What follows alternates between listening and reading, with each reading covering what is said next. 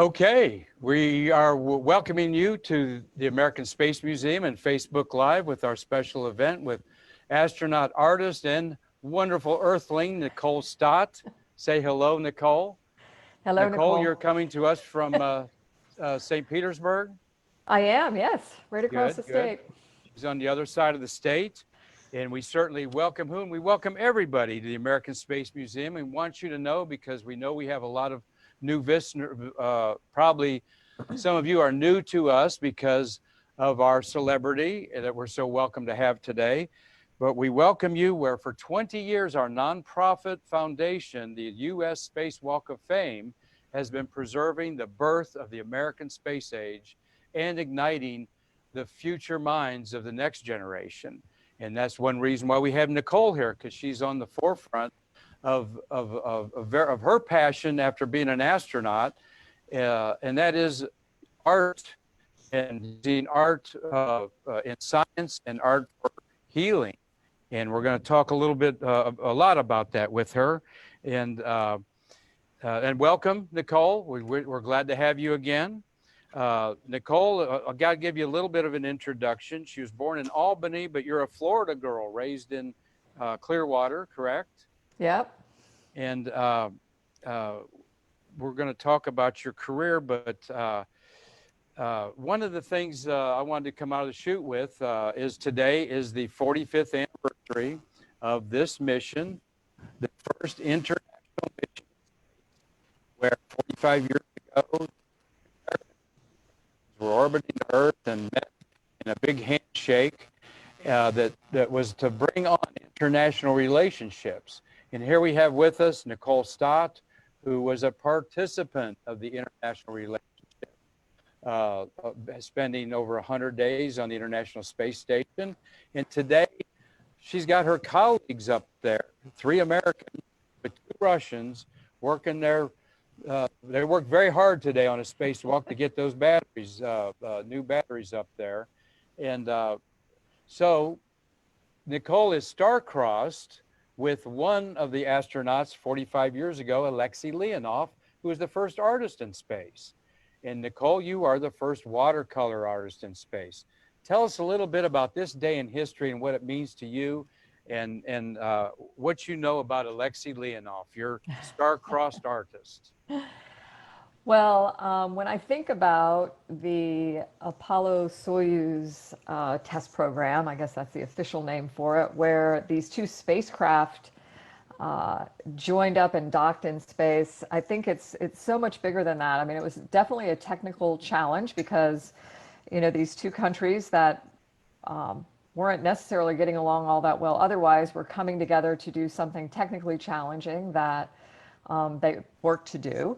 And then just kind of the cultural, political side of it, the human side of it as well. I think when I think about this mission, I think about the handshake as representing the entire mission, where Alexei and Tom, you know, shook hands across the hatch there after opening the hatches from docking. And I think we can look at it like it was the start of what we're doing today on the International Space Station, right? We're in partnership with, you know, 15 different countries working peacefully, successfully. For as long as you guys have been open there at the American Space Museum, we've been living and working peacefully, successfully on the International Space Station together. And I think it was really that turning point from race and total competition to cooperation. Yeah, 20 years. This November is a continuous occupation of the International Space Station. And you certainly did your tour of duty there. And you came back with this statement: I think astronauts feel obligated to communicate what they learn about the universe and themselves to the public. So what did you learn about the universe and yourself? Well, I think it's a follow-on to your last question, you know, and I don't think I answered what I know about Alexei, who, by the way, wanted to be an artist before he became a cosmonaut. Kind of came full circle back to that. But if folks don't know about it, they should check out Alexei's artwork, both of which he did in space and that he continued after flying in space. And one of the things that he did while I was in space on that Apollo-Soyuz mission was he sketched portraits of all of his crewmates. And so, you know, Tom Stafford, he and Alexei became lifelong friends. And Tom still has that original portrait that was done of him. And I know we're going to talk about this a little bit later, but at the Museum of Science and Industry in Tampa right now, you can see a little bit of a story about Alexei and his artwork. That obligation, you know, I think it's true. First of all, I think that all of us want to share, communicate this really, really special experience that we had, and carry that forward in some way in, you know, like our next life's mission, I guess. And you know, to me, the way I like to think about it is we do all these complicated things in space, the science, the politics of it, you know, the technical aspects, joining a Soviet and an American spacecraft together in space, and, you know, the science and work that we're doing today. But in the end, I think we all come home with this idea of the universe where we understand better our place in it, right? The who and where we all are together on a planet as Earthlings, where the only border that really matters is that thin blue line of atmosphere that protects us all.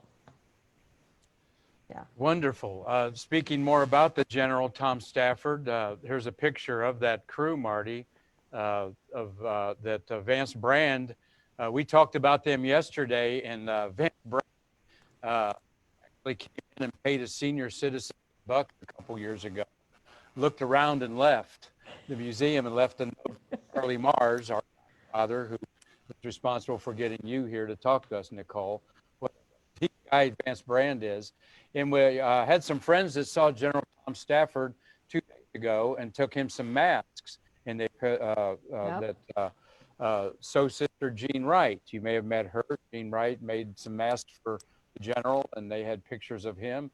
And he's in very good alert and very taking care of his phenomenal museum in Weatherford, Oklahoma. Have you been to that museum of his? I haven't been there yet, but he sends me pictures regularly of all the updates they're making, and I guess they just made a very large update to the space, and I cannot wait to get there. It looks awesome. I've actually been there 4 times. It's incredible. I'm from the it's pictures. One of my favorites, and the polished floors. Oh, you'll love the polished floors. Okay. Yeah, and, General Stafford is one of the smartest people I have ever met in my entire life. Is that right? Well, you've met quite a few people. I'll tell you that. That's saying something. Yeah. Because getting to know you by doing my research for this interview, all you astronauts just give countless hours of your own personal time to do things like these. And I don't think the general public realizes, that you're very active. It's probably hard to say no, and we appreciate that. And why don't you comment about what it's like 9 years later that you're not an astronaut? You have 27 years with NASA, but now you're embarking on a whole new vision. And but what's it like to do things like these on a regular basis? Oh, I mean, I love doing things like these. And as you can imagine, it's really nice to have an opportunity to talk about the experience again, to think about it maybe a little bit differently than I had before, and perhaps get new, questions about it. And but I love how we're doing this one today and where you are on the planet there in Titusville, across the river there from Kennedy Space Center, because honestly, when I think about like the single most significant thing that allowed me to get to the point of even picking up the pen to apply to be an astronaut, it's because of the work that I was able to do at Kennedy Space Center, the people that I got to meet and work with there, a lot of whom are in your same space there today, and very thankful for that opportunity to be up close and personal with the space shuttle and the people that believe the care and feeding of those spacecraft is their responsibility. So let's talk a little about that. You see what's behind me, Nicole? I do. This is our we took the walls off the OPF, the orbital processing orbiter processing facility, OPF. I got to get those acronyms down right, Marty. Yeah. And which I knew nothing about till I joined this wonderful museum 3 years ago. And you were very involved in that. That was your first career in NASA, and you were pretty good at it, I understand. I don't have in front of me what your exact title was, but then you went from OPF to Johnson Space Center, dealing with what area of the shuttle was that? Well, when I left and went to Johnson Space Center, I went out to Ellington Field and I got to fly as a flight engineer on the shuttle training aircraft. So got to sit center seat and help train astronauts to land the space shuttle, which was really, really cool. Yes. But that facility behind you, that, you Yeah. know, I love the way you have it there because I remember taking people into the The ovaries. OPF or the orbiter processing facility, and you'd walk in and you'd go, you know, it's all enclosed in that scaffolding and the platforms and stuff. And you would, if you didn't know that there was an orbiter in there, that part of the space shuttle, I mean, you could Yeah. almost miss it.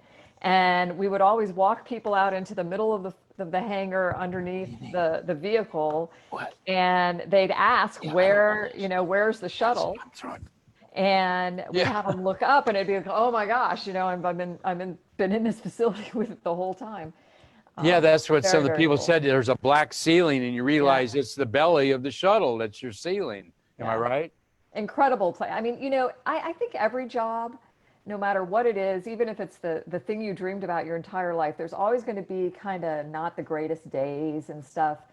And I just remember when you could be having a bad day and then you could walk down into the OPF and go out there and just stand like in awe of the spacecraft, it kind of made things better. Well, there's no doubt you were on the fast track and very highly regarded in the work you did there. And then you applied to be an astronaut. And Marty, zoom in on her class here, the Bugs with a Z, the class of 2000. Really, uh, every class is a wonderful, notable class, but you are right here where Got my me. finger is there beside Bob Behnken, who's on the space station right now, and Doug Hurley's in that picture, and he's on the space station. Behnken just finished a spacewalk today Yeah. with another friend of yours, Chris Cassidy, and I mean, these are your friends. I have no doubt about it that these are your, is it like a fraternity sorority thing, or how you've all bonded? I think it's definitely friend, family is how you feel about each other. I mean, I look at that picture, I show it in every presentation I make to kids, I show that picture, it just reminds me, I mean, when we took that picture, we knew each other about 2 weeks, you know, so we didn't really Oh, know a really? whole lot about each other. But now I look at it and I see the personality in every single one of those people. It's incredible. Every one of those people has flown in space at least once. You know, like you mentioned, Bob and Doug are on the station now after flying up on the first crewed Dragon, and their wives Karen and Megan are in that picture too. Yeah. That's pretty incredible, and a number of those folks getting ready to fly on future missions again. So pretty cool. And I think it's really neat that not one of the people in that picture got there the same way, right? Everybody, you know, at some point decided, okay, or was encouraged, or at least told, you know, Nikki, you got to pick up the pen and fill out the application by somebody to make it happen. But besides that, everybody got there a little bit different way. And I think that's really encouraging for, you know, for kids when they ask, ooh, you know, what's the checklist? What do I have to do to become an astronaut? And to find out that there's so many different paths, and you can pay attention to what you enjoy, and you can study at school what you enjoy. And then outside of that, you can have all these different kinds of interests going on. And that can bring you to this, you know, same really incredible place. Kind of Well, neat. there were 17 of you there. There And, were. you know, I keep emphasizing, particularly to kids, that you are one of 566 humans who have orbited the Earth or been in space. There's some suborbital people in there. 566 since 1961 doesn't seem a lot to me in many ways. And I always like to say, you're not, yes, you are extraordinary people, but you've had extraordinary training that no one on the face of the earth has had. And there's brain surgeons are in every community, and they're smart, of course, but there's only a few astronauts in every community, or former astronauts. And you know, I say it's the unique training that is like none other. What do you comment about that?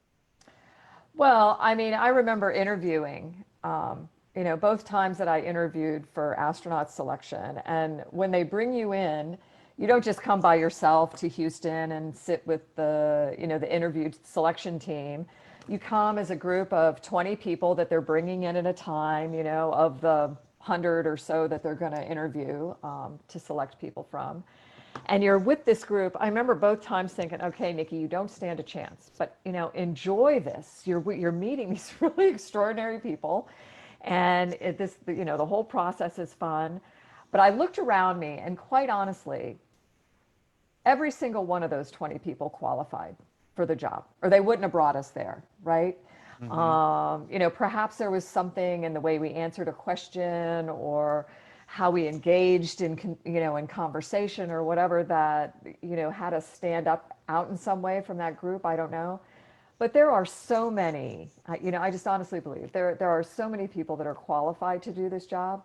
We just don't have, you know, we just don't have the opportunity yet to actively employ, you know, that many people doing it. The training is outstanding, and I can tell you, there's probably a point if you weren't going to be good as an astronaut that you would discover it during the training really quickly, whether that's a claustrophobia thing or a personality thing or, you know, whatever it might be. But I'm really impressed with how the selection team somehow figures out who the people are that will work together well in space. Pretty cool. Mm-hmm. Well, now let's zoom in on this picture that I'm sure you'll love remembering. Uh, you were a graduate of Embry-Riddle Aeronautic University, just up the road in Daytona. And uh, where was your first job? What you got out of there? Do you remember? When I Pratt and graduated from Whitney, right? Embry-Riddle, yep, I went down to Pratt and Whitney. I had applied for NASA at Kennedy Space Center for an engineering job there, and there was a freeze. NASA had a freeze on hiring at that point, and I was very fortunate to get picked up at Pratt and Whitney, their government engines group down in West Palm Beach, and it was very cool for me because that was a job. If you looked at my resume and application for jobs, you know, you put this thing like what kind of job you want. I really thought I wanted to be a structural design engineer and analyst kind of person. Mm-hmm. And that's the job I got at Pratt and Whitney. And I love the job, I love the people, but I discovered too that a job as a structural designer and analyst was not going to be for me. So, I mean, it was really cool to see how talented the people were that were doing it around me. But I think it's really nice when we have opportunities to figure out where we don't really fit too. Mm-hmm. And so, as you can imagine, I was really, really excited for a number of reasons to receive the call from Kennedy Space Center. When was that? 1988. You know, when we were Mm-hmm. returning to flight after Wow. Challenger, and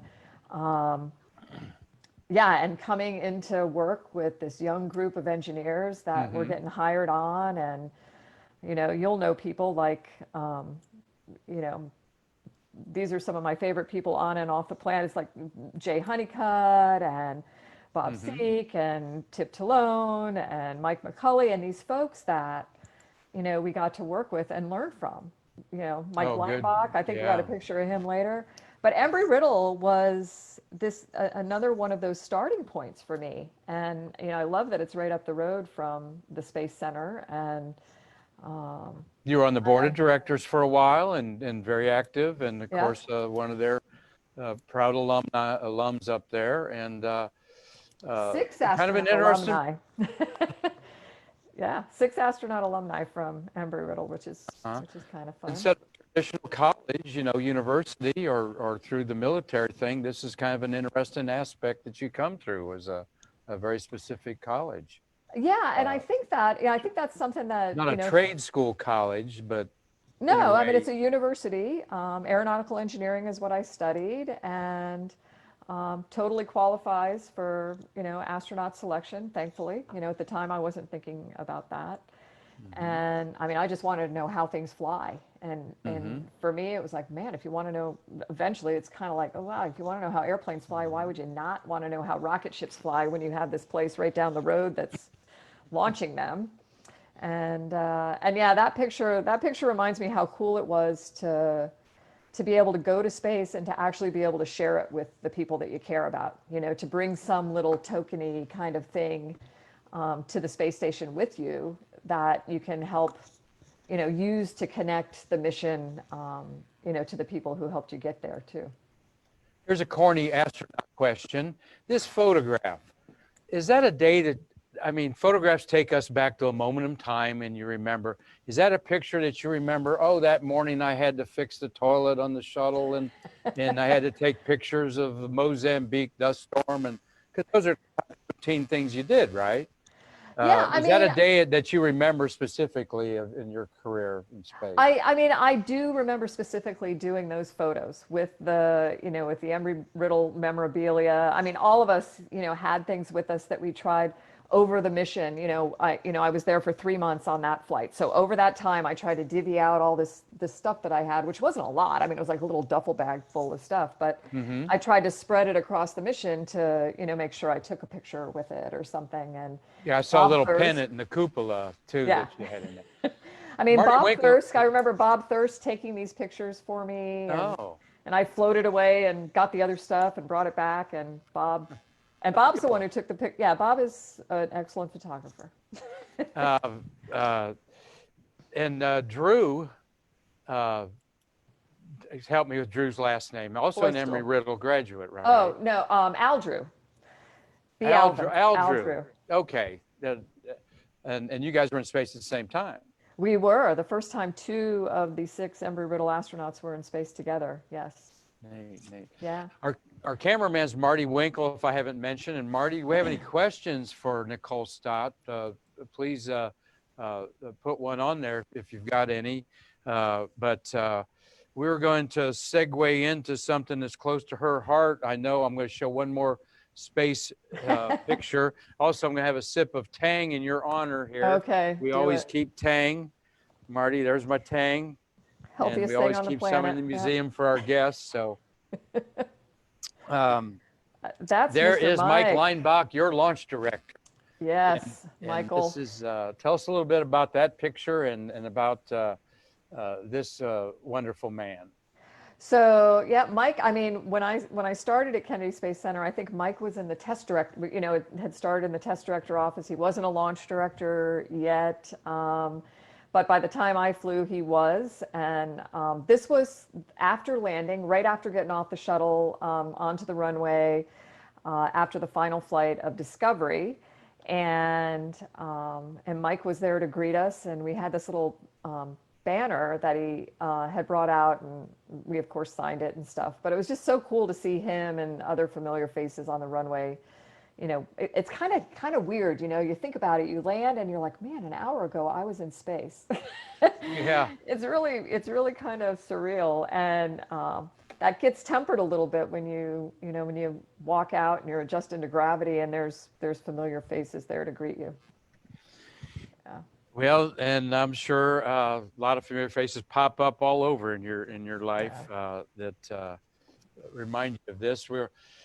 We're going to get into the art world. Your art. Oh, I want to ask you one more thing. A very little known program that astronauts go through is the NEMO program, and it's down in Key Largo. And we've actually had a gentleman come in here that was your one of the diving gentlemen on the NEMO, and I couldn't find his name before our interview in my deck of cards, business cards.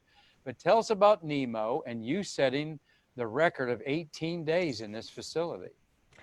Yeah, for astronaut training, we do a lot of what we call expeditionary training. We're doing longer and longer duration missions, and working with our crews for longer times in these extreme environments. And so, NEMO, like, I think like OPF, trying to remember what the letters stand for.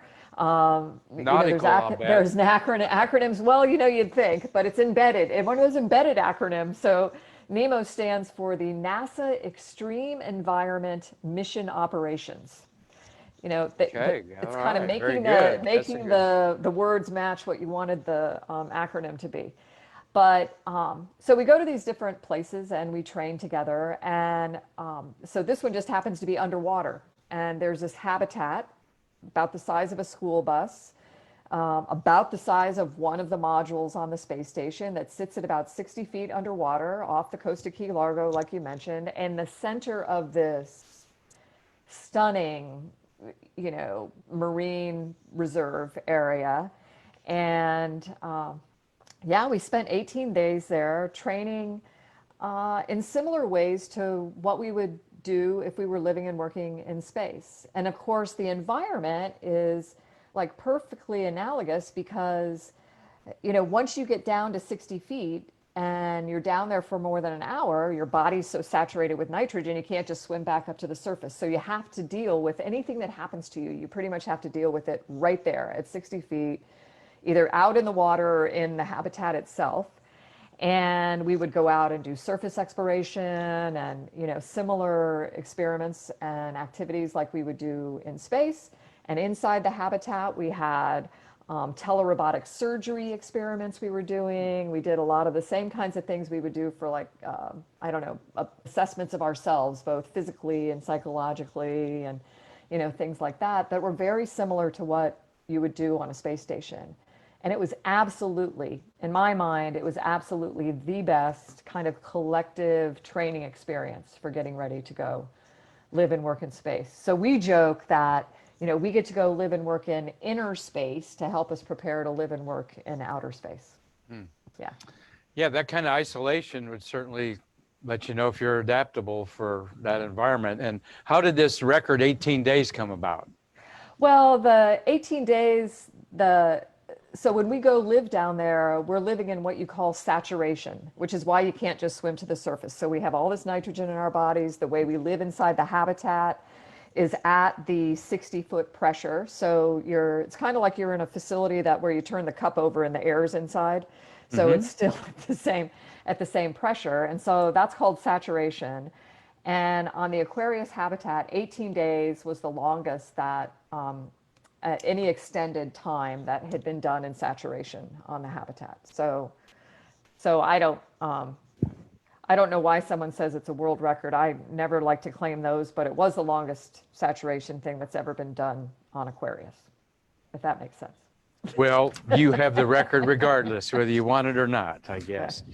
Well, of course, you've documented many times about doing watercolors and paint. Marty, here's the picture that's posted in a lot of places of Nicole Stott doing this watercolor, and very detailed. You go into detail on some of it. What I really, tell us a little bit about how the physical, I love how you talk about the technique and what it looked like. You share that with us, please.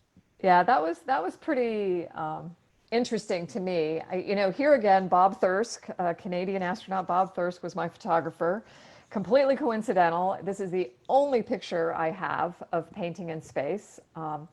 But in response to this question, I really wish I had a video, because I think the whole process of painting with watercolors in space could be used to describe just what it's like to live and work in space, where everything floats and you're having to keep track of your stuff and things behave, differently. I think it would have been a wonderful way to do it. So if we can figure out how to send me back to do that, I'm happy. I'm happy to do that. I'm a giver. I'm happy to do that for everyone. But yeah, really fun, water floats. So, you're not dipping your brush into a cup of water, because we don't have cups of water. So we have these drink bags with straws on the end, kind of like a Capri Sun bag, and you can squirt out little balls of water and it would kind of float. And then I would take the brush, which, by the way, that brush in this picture, you guys might know this gentleman, Ronnie Woods, who was a suit engineer and a flight equipment engineer for years, both Apollo, and actually he was the guy who suited up the Apollo guys as they got ready to launch 51 years ago today.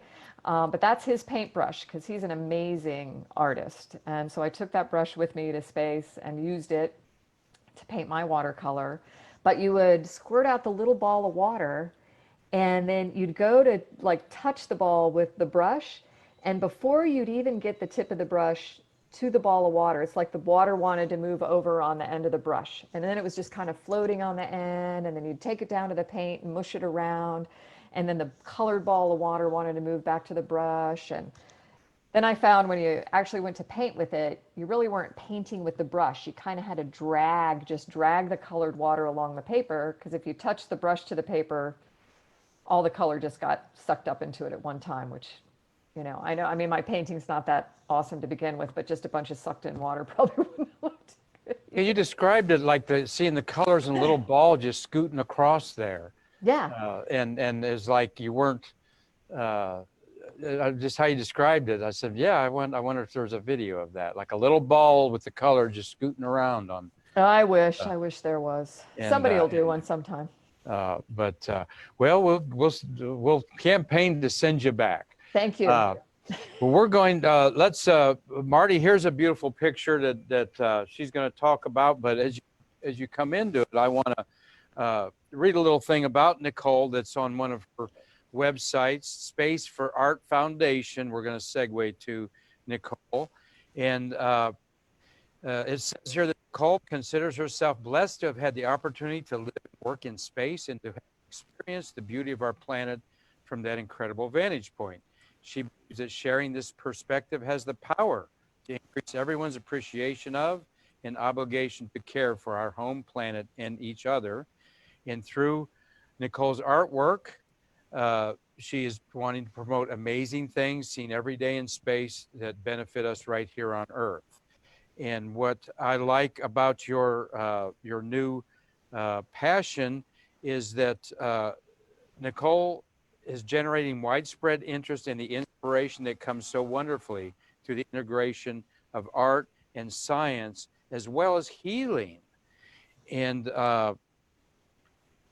I think that that's just a very interesting, unique aspect of art, science, and healing.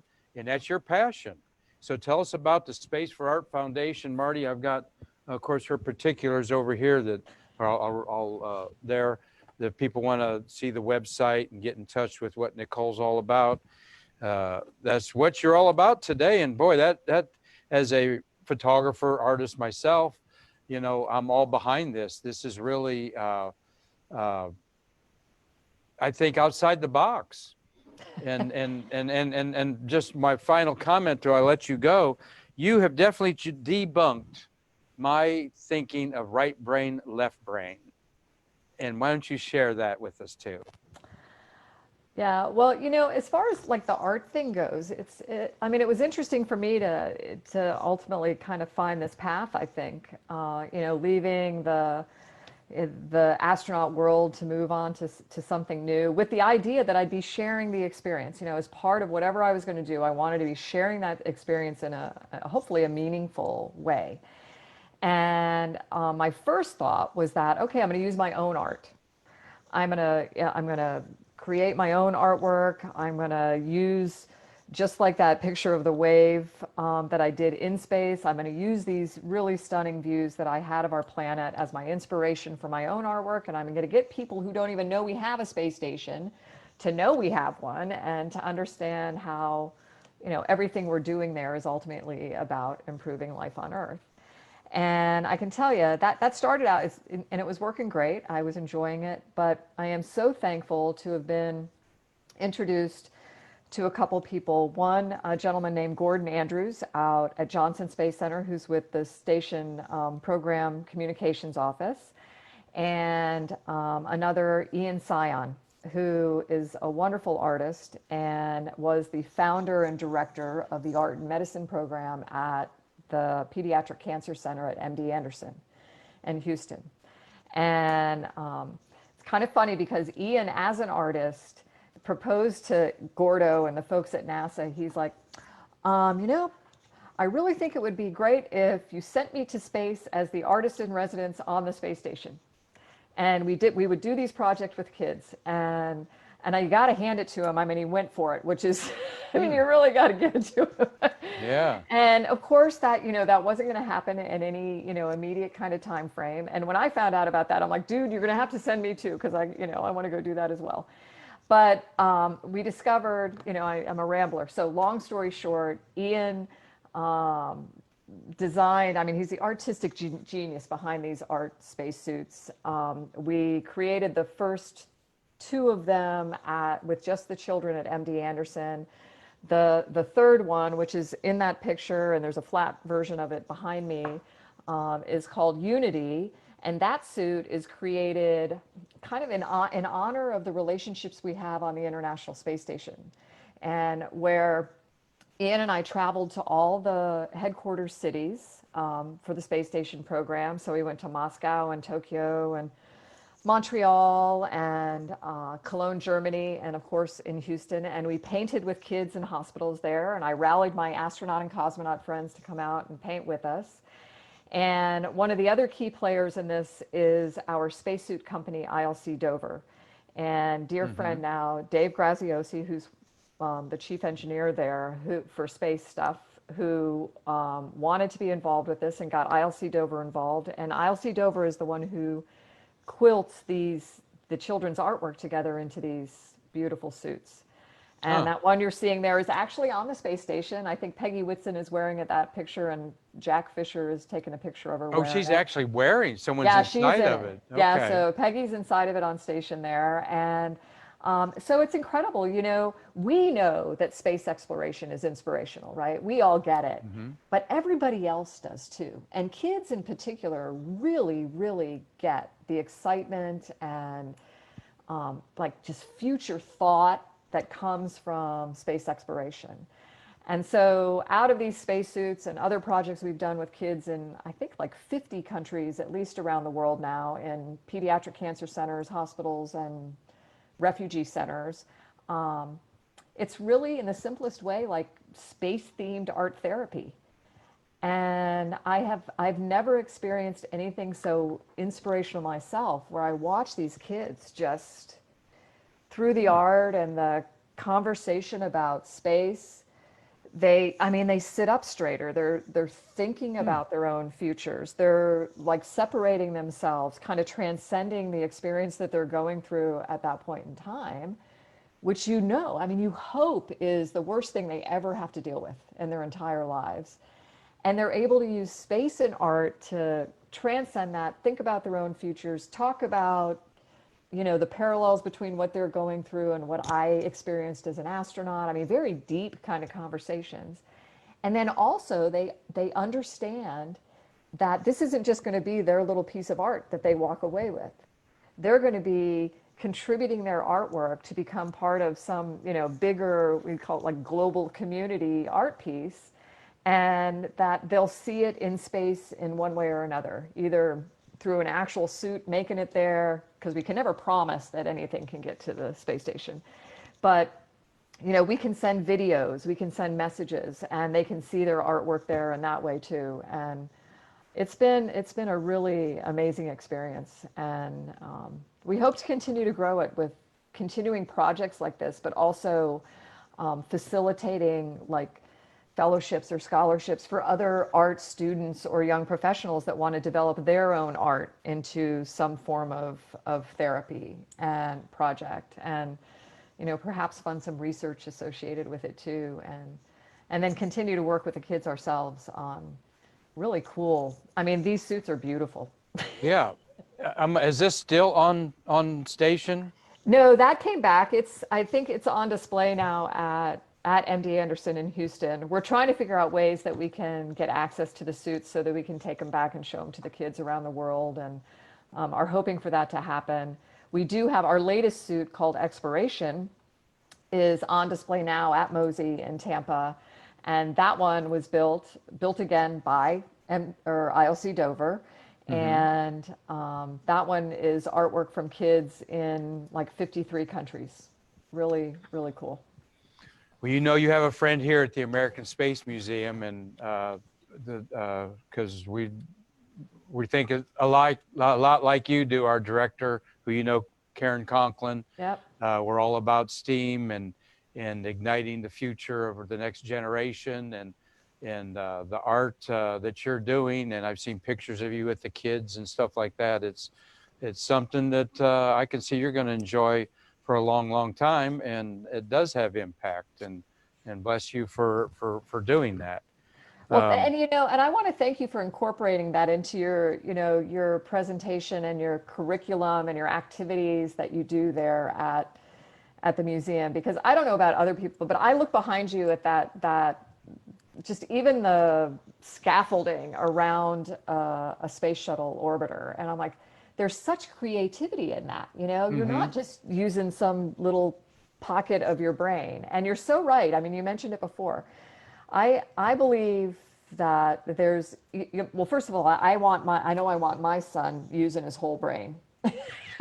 Right. So, you know, we all should be. And while we might be a little bit leaning towards one or the other, I think, you know, the best solutions come by using both sides.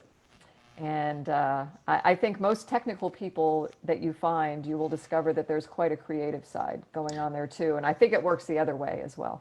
Well, and now you opened that revelation to me, and I went because I was thinking, oh, here's an astronaut that's got a right brain, you know, because I'm too much right brain, and all these NASA people that are volunteers here, they're so left-brained, I say, you know, except for Marty, our cameraman there, and but I. Because I'm an amateur astronomer. I'm one of the few people here that didn't work across the river 9 miles away. So tell us the story about you having a little art, not necessarily art, but creative program in Houston at Johnson Space Center, and that people afterwards walked around and said, "I didn't know you could do that," or "I didn't know you could bake that." Share that story. That's really a good one, I think, Nicole. Yeah, well, you know, at that point, we had 3 of the art suits completed. So the first one was Hope, which was just from kids at MD Anderson, Courage, which was a flight suit version from MD Anderson, and then Unity, the one that you have in that picture and that's behind me, that was from the ISS partner countries and kids there. And we wanted to showcase them. We wanted to show them to the public in some way and share what these kids had done. And so the folks at Space Center Houston very kindly, Carmina Mortellaro, who is one of our, you know, continuous supporters of this, one of their exhibits managers, dear friend at Space Center Houston, offered up their central gallery for a couple months. And I guess in all museums, you might know this too, or have this happen too, where there's kind of months of the year where it lags a little bit, you know, versus others. And you're always looking for something to bring in that might, you know, raise the visitation up a little bit. So we became that exhibit during those few months. And we did. We had the 3 suits kind of as the focal point, but then we needed to build something out around it. And so I'm like, you know what? Hey, Carmina, what do you think about this? Why don't, you know, I've got this whole list of people that I've kind of kept over my time at JSC, you know, at Johnson Space Center. I'm like, these are all like engineers and scientists and mission controllers and astronauts that we always just think of as technical, but they do this really wonderful art as well. How about I get them to just give me something and I'll, you know, display something around the suits like that. And so that was our first Space for Art exhibit. And we did. We had quilts like from Karen Nyberg, you know, astronaut Karen Nyberg. She quilted and sewed while she was in space. We had, you know, coffee cups that Don Pettit had created, and he had created the first version of one while he was in space.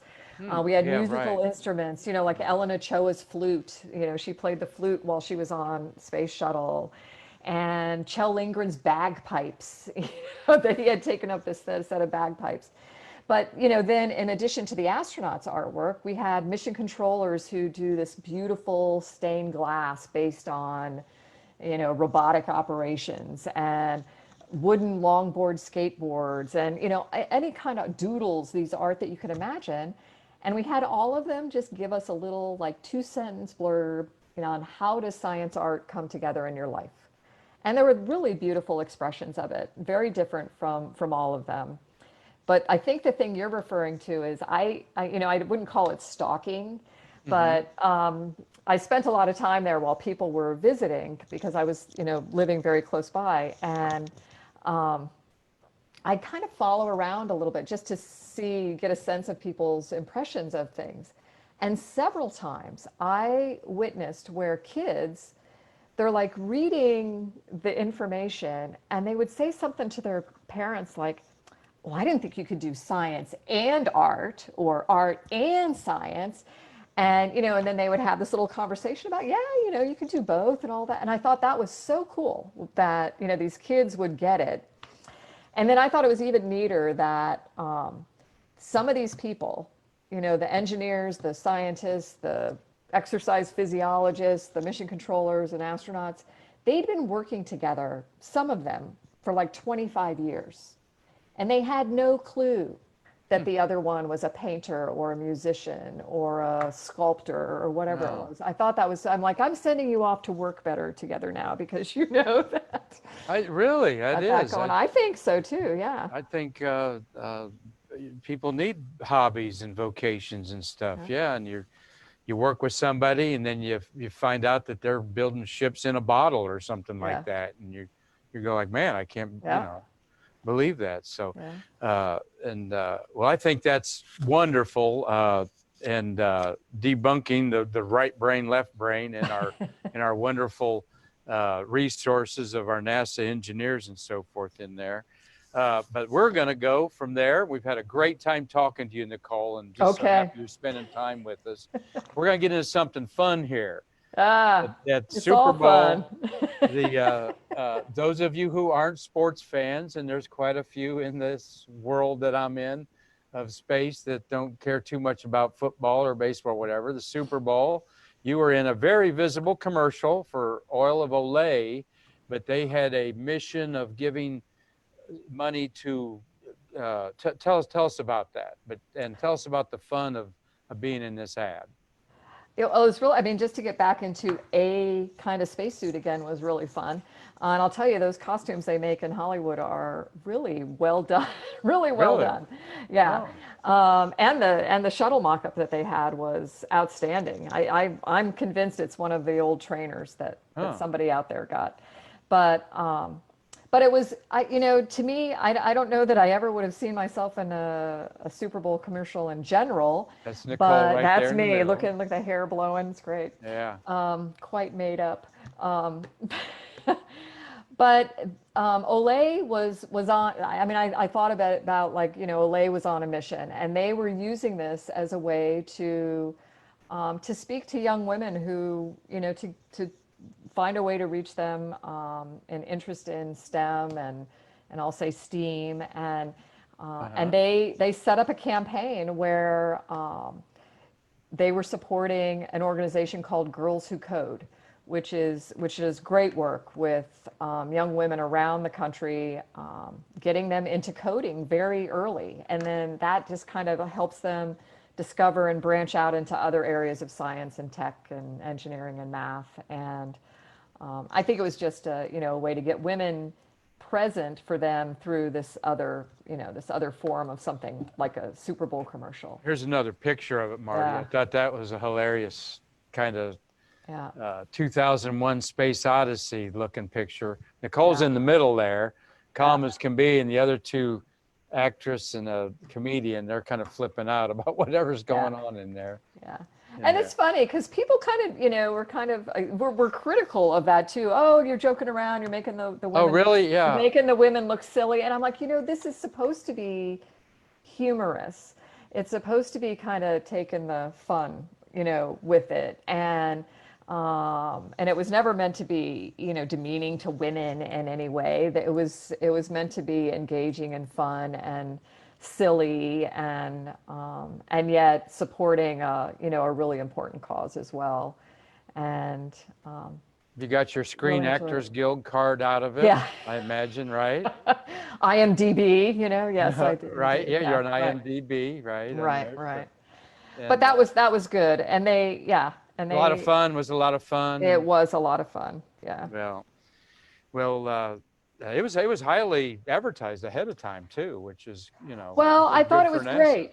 I look at it and I'm thinking, they could have picked any other theme. They could have gone with so many different things and they chose space. And, so number one, that was, a plus to me.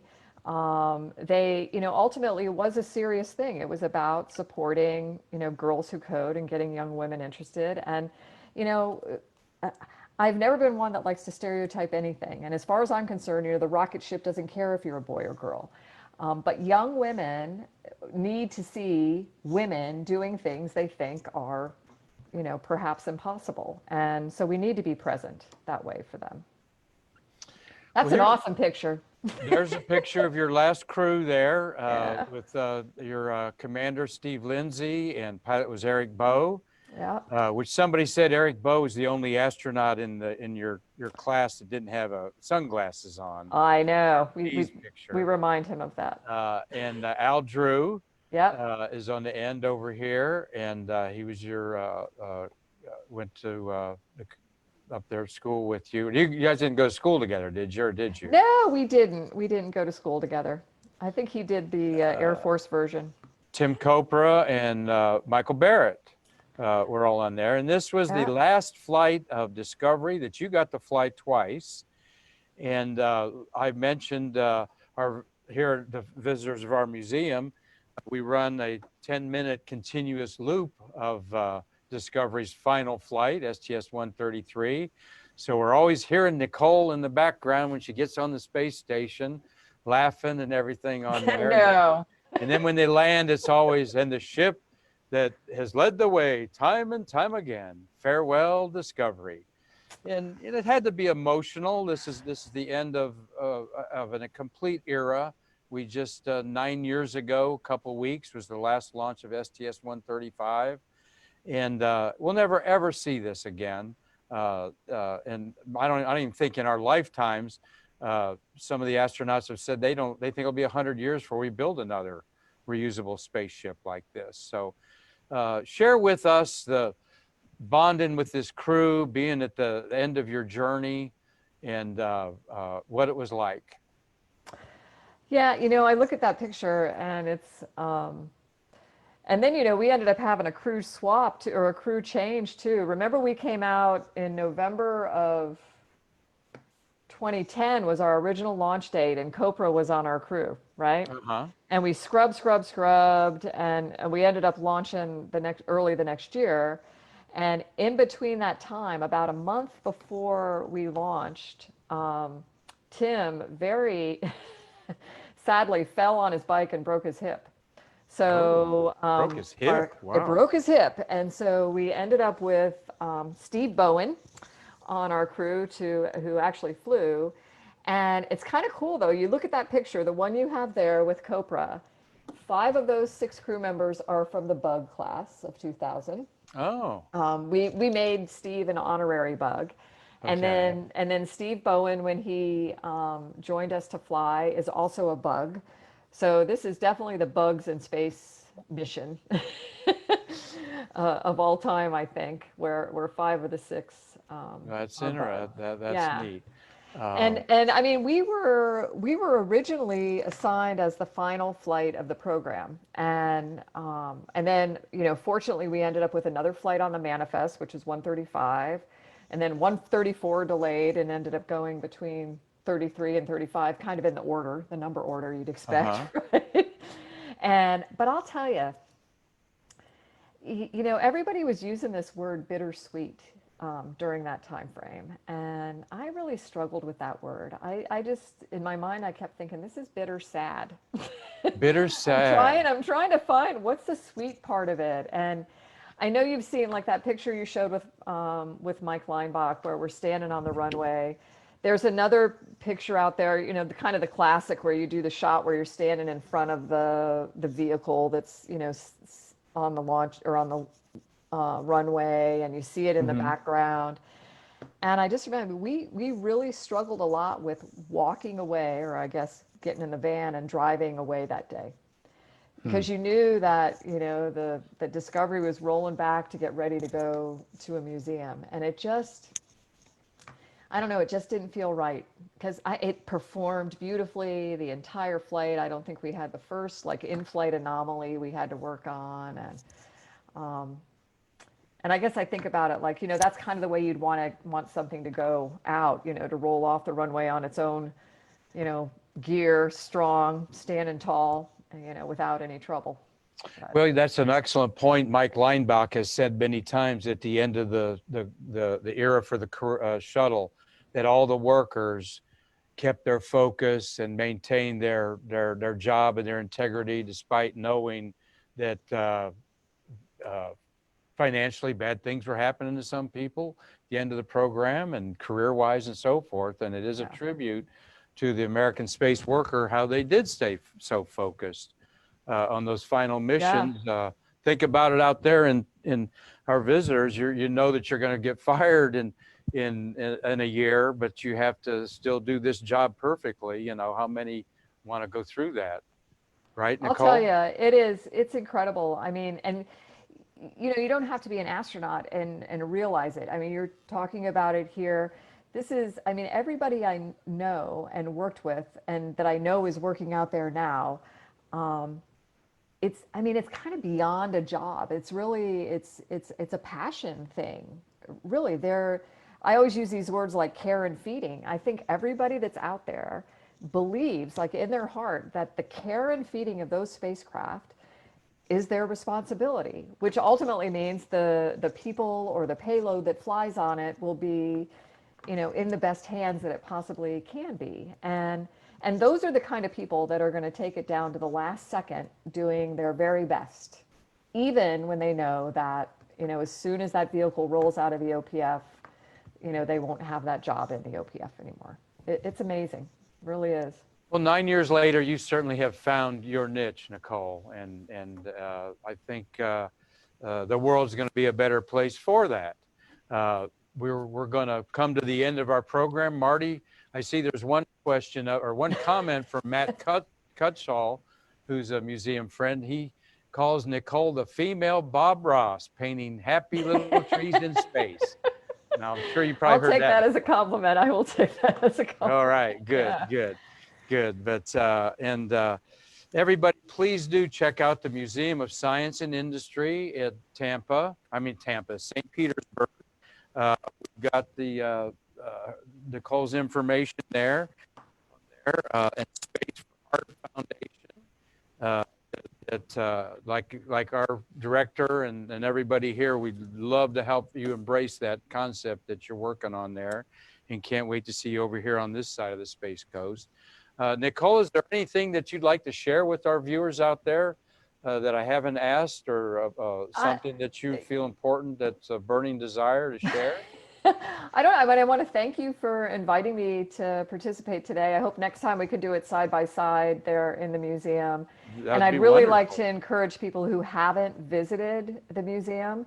I'm not sure if you're open now or not, but when things get back up and running, I'll tell you, the first time I set foot inside of the American Space Museum there, I mean, it's kind of an awe and wonder thing. There are things that you will see and experience there that you won't at any other space museum, and it's so worth the visit. Thank you. That's excellent. Yeah. We're going to can that endorsement and put it on our next ad. But that's what I found as an outsider when I found this place, is everything has a story. Everything is a real artifact of the birth of the space age that you were very much a part of. Nicole Stott, 103 days in space, one spacewalk. I think the 250th spacewalk at the International Space Station. Incredible to think about that. When you met your star-crossed artist, Alexei Leonov was the first man to walk in space. And you both share that as art, and you also walk in space. So I think that's pretty cool. And we thank you so much for taking your time to help our friends here at the museum watching this stay curious, because that's what we've been about this pandemic, why we created this, It's been a definite silver lining, Nicole, to our outreach. And a lot of it is because of the willingness of people like you to share your story. And we thank you very much for that. My pleasure. Great. Tomorrow, we are going to interview a Grumman electrical engineer who did a repair of the Apollo 11 spacecraft when it was on the pad. You won't want to miss that. And next week, we're going to have all Grumman week. We got a couple Grummies lined up to tell you about the fabulous lunar module, the only spacecraft built for space to be manned by or crewed by humans. And they're Marty's friends. He's laughing at me because I always botch that. Marty, we're not supposed to say manned anymore. We're supposed to say crewed. Am I right, Nicole? I guess so. Oh, you guess so? Okay. She's ambivalent to that. But again, we thank her. We appreciate everybody staying curious. I'm Mark Marquette, and we are bridging the space between us. And God bless you, Nicole, as I wave our American flag to you. We'll hope to see you soon. Thank you very I'll see much. you too.